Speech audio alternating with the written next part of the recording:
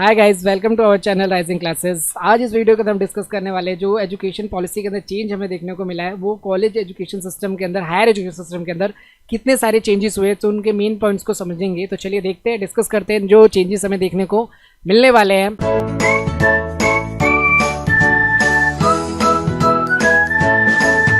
तो सबसे पहले जो देखिए रेगुलेटरी बॉडीज जो होती थी, मतलब जो इसको रेगुलेट किया करती थी, बेसिकली HECI, ये एक तरह का ऑर्गेनाइजेशन को इंट्रोड्यूस किया गया, higher education commission of India.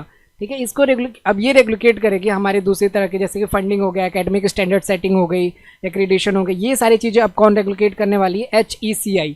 ठीक है, बाकी सारी जो अलग अलग तरह के रेगुलेटिंग बॉडीज थे वो अब हट जाएंगे, अलग ऑर्गेनाइजेशन, अब सिर्फ HECI ही रेगुलेट करेगी। उसके बाद से देखिए HECI जो होगी उसके फर्दर जो डिपार्टमेंट्स होने वाले हैं वो कौन कौन से, जैसे कि NAC होना, नेशनल एक्रेडिटेशन काउंसिल होगा, higher education grant council HEGC और general education council GEC would be further from there, और जो बाकी सारी चीज़ें होंगी हायर एजुकेशन क्वालिफिकेशन फ्रेमवर्क इसके अंदर आने वाली है। उसके बाद से देखिए UGC या फिर ECT आपने सुना था, ये रिप्लेस किया जाएगा एक single higher education regulator system से HECI से, ये रेगुलेशन। तो उसके बाद से देखिए जो मेन चेंजेस आए ये तो वो है कि कितने कितने ऑर्गेनाइजेशन जो होते हैं उसके अंदर चेंजेस देखने को मिले। उसके बाद से जो मेन चेंज हमें देखने को मिलने वाला है, अच्छा जो प्रोफेशनल काउंसिल जो होते थे such as Indian council of agriculture, ICR, veterinary council, ये सारे जो जैसे national council of teachers education NCTE, ठीक है, काउंसिल ऑफ आर्किटेक्चर CO, ये जितने सारे होते थे ये सब will act as a professional standard. ये सब प्रोफेशनल स्टैंडर्ड्स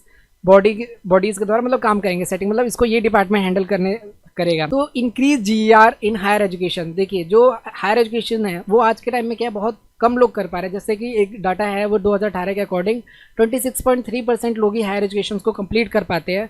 तो कोशिश किया जा रहा है कि जो हायर एजुकेशन है, लाइक डिग्री लेवल की एजुकेशन हो गया, ग्रेजुएशन हो गया, उसको अचीव किया जाए 2035 तक में 50% तक अचीव किया जाए एटलीस्ट। उसके बाद से तो ये एक मोटो लेके चला गया है। उसके बाद से देखिए सेकंड चीज क्या हो रहा है, होलिस्टिक मल्टीडिसिप्लिनरी एजुकेशन। देखिए ये क्या होता है मल्टीडिसिप्लिनरी एजुकेशन, मतलब कि अगर हमें पढ़ाई कर रहे हैं हम, ठीक है, बट कॉलेजेस के अंदर हमें और किसी चीज़ के अगर एक्टिविटी के अंदर हमारा इंटरेस्ट है तो उन चीज़ों को भी इंट्रोड्यूस किया जाए। उस तरह का सेटअप, उस तरह की जो पॉलिसीज़ है खुद कॉलेज अपने लेवल पे ही बनाएगा। ठीक है, तो मल्टी डिसिप्लिन, जैसे किसी को डांसिंग पसंद है, सिंगिंग पसंद है, तो उन सब चीज़ों को भी इंट्रोड्यूस किया जाएगा हमारे एजुकेशन कॉलेजेस के अंदर और एजुकेशन सिस्टम के अंदर, हायर एजुकेशन में।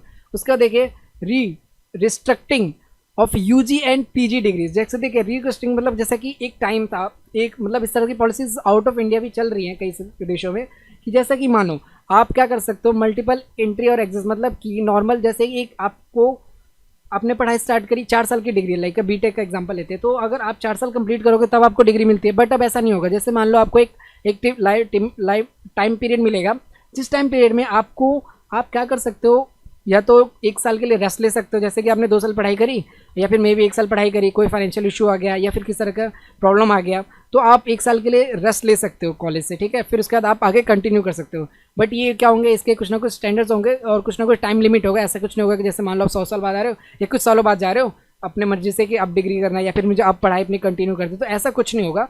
बस इसको थोड़ा डिवाइड कर दिया जाएगा और रिलैक्सेशन दिया जाएगा इस टाइम में कि आप आ सकते हो, इस तरह का प्रोविजन यूज़ किया जाएगा इसके अंदर। ठीक है, use degree to be able to either 3 और 4 ईयर्स। अब मान लीजिए 3 और 4 ईयर्स, अगर मान लीजिए हमें ऐसा लगता है कि जो स्टूडेंट है वो 3 ईयर में जॉब करना चाहता है तो जॉब कर सकता है और उसको पूरी तरह के डिप्लोमा वगैरह दे दिया जाएगा। ठीक है, कोई ऐसा इशू नहीं कि वो 4 साल कंप्लीट ही करें, और अगर वो 4 साल कंप्लीट करना चाहता है तो 4 साल कंप्लीट भी कर सकता है और देन वो रिसर्च वगैरह में भी जा सकता है। तो ये चीज़ की गई। उसके बाद से multi disciplinary education and research universities MER US, इसका एक सेटअप इंट्रोड्यूस किया गया, जैसे कि to setup the near in each district to promoting research in all field. अब मान लीजिए कोई, अगर हम ऐसा होता था कि हम एमटेक में एडमिशन लेना पड़ता था अगर किसी को रिसर्च करना हो 4 साल बाद, तो अब ऐसा कुछ भी नहीं है। अगर चाहे तो 4 साल बाद आराम से या फिर 3rd ईयर के बाद वो रिसर्च कर सकता है कॉलेज लेवल पे, कॉलेज उसकी में भी फंडिंग भी करेगा। उसका देखिए HIA क्लस्टर हो गया, knowledge hubs and setup of the each have 3000+ students. अब जो स्टूडेंट्स होंगे उनके लिए इस तरह का आर्किटेक्चर को क्रिएट करना होगा जहाँ पर हम एजुकेशन के अलावा बहुत सारी स्किल्स को भी सीख सके और मल्टी डिसिप्लिनरी बना सके। तो 3000+ स्टूडेंट्स को हर साल ये लोग आगे ले जाएंगे। उसके बाद से देखिए क्या है कि रैशनलाइज इंस्टीट्यूशन आर्किटेक्चर, देखिए HIA क्लस्टर्स जो हमने इस टॉपिक को डिस्कस कर लिया है। अब देखिए नेशनल रिसर्च फाउंडेशन, एक ये ऐसा रिसर्च फाउंडेशन बनाया जा रहा है कि अगर किसी को रिसर्च करनी है तो वो कई तरह की चीज़ों में रिसर्च करता है। अब ऐसा कुछ भी नहीं होता, ऐसा देखा जाता था कि बीटेक के स्टूडेंट्स हो गए या फिर साइंटिस्ट जो फील्ड से हैं और आईएससी जो भी वाले हैं, ये सारे के सारे रिसर्च फील्ड में जा सकते हैं। बट अब ऐसा कुछ भी नहीं रहा।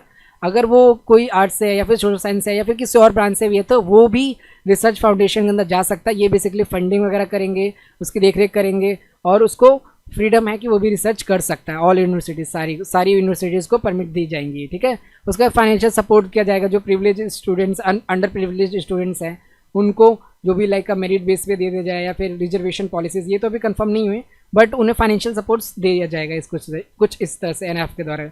उसके बाद से open and distance learning expand. आप देखिए जो ओपन और डिस्टेंस लर्निंग को भी एक तरह से थोड़ा बहुत to play a major role to increasing the growth enrolment रेशन 50%। तो ये रेशियो जो 50% है वो भी इंक्रीज़ किया जा सकता है। लाइक का डिस्टेंस लर्निंग अगर कोई करना चाहता है तो वो भी कर सकता है, ठीक है। उसका मोटिवेट एंड एनर्जाइज द अच्छी फैकल्टी का रखना। देखिए आज के टाइम में ये इशूज़ हो गया है कि अच्छे फैकल्टीज़ नहीं होते। कॉलेज वाले एडमिशन ले लेते हैं बड़े बड़ी एड्स दिखाकर, है ना। उसके बाद समय साथ ऐसा होता है कि जब हम कॉलेज में पहुंचते हैं तो वहाँ पे डिसिप्लिन तो होते हैं लेकिन टीचर्स उस लेवल के नहीं है। एक ही टीचर कई सारे सब्जेक्ट्स को पढ़ा रहा होता है। तो ये चीज़ हमें अब देखने को नहीं मिलेगी। मे बी इससे जो टीचिंग लेवल है, जो टीचर्स है, उन पे भी ध्यान दिया जाएगा कि वो एक अच्छी फैकल्टी हो जो अच्छे तरीके से पढ़ा सके और ग्रेड लेवल को इंक्रीज़ कर सके।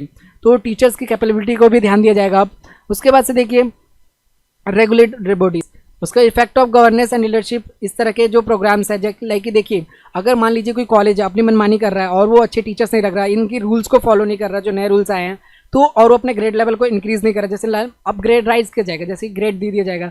एक अच्छा कॉलेज है तो उसको ए ग्रेड मिल गया, अगर कोई थोड़ा बेकार कॉलेज तो बी ग्रेड।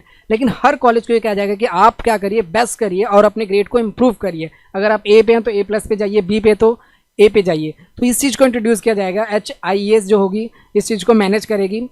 और उसके बाद से क्या होगा, अगर मान लीजिए 15 ईयर्स में के लिए बैन किया जा सकता है, उससे ज़्यादा के लिए भी, अगर वो एक्सेलेंस नहीं करता तो अचीव एक्सेलेंस इन 15 ईयर्स, मतलब कि 15 साल के अंदर उसे क्या करना होगा, इंप्रूव करना ही होगा, वरना उसके जो कॉलेज होगा उसको बैन किया जा सकता है 50 सालों के लिए। मतलब कॉलेज बेसिकली इम्पैक्ट करेगा गवर्नमेंट के द्वारा, मतलब इम्पैक्ट हो सकता है अगर वो 15 साल के अंदर कुछ अच्छा इंप्रूव करके नहीं देता, ठीक है। तो ये चीज़ है। तो अब ये सबसे बेस्ट चीज़ है, क्योंकि अब जो कॉलेजेस थे अपनी मनमानी करते थे, बट जब HIE जो ये डिपार्टमेंट है ये पूरा ध्यान रखेगा तो मे बी वो ये ऐसा ना कर सके और अच्छी क्वालिटी ऑफ एजुकेशन और स्किल्स को डेवलप करने में हेल्प कर सके। उसके बाद देखिए रेगुलेटरी बॉडीज़ का higher education commission of the India to be single umbrella. दो मतलब ये सिर्फ और सिर्फ हायर एजुकेशन कमीशन ही क्या करेगा, मैनेज करेगा हर चीज़ को।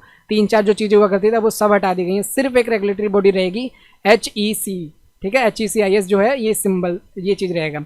उसके बाद teacher education new comprehensive national curriculum framework teacher education to be formulate. अब जो टीचर्स जिस तरह से पढ़ाते हैं उनकी जो स्किल है, उनका जो लेवल है, उसको भी इम्प्रूव करने के लिए कुछ प्रोग्राम्स चलाए जाएंगे, कुछ ऐसे प्रोग्राम्स होंगी, कुछ ऐसे वर्कशॉप कराई जाएंगी और उनको जज किया जाएगा, तब उनको जॉब के लिए या फिर पढ़ाने के मौका दिया जाएगा स्टूडेंट्स को हायर एजुकेशन के अंदर बेसिकली। उसका technology of education national education technology forum NETF जो ये है, ये प्रमोट करेगी बेसिकली यूजेस ऑफ टेक्नोलॉजी को, ज़्यादा से ज़्यादा टेक्नोलॉजी यूज़ करें।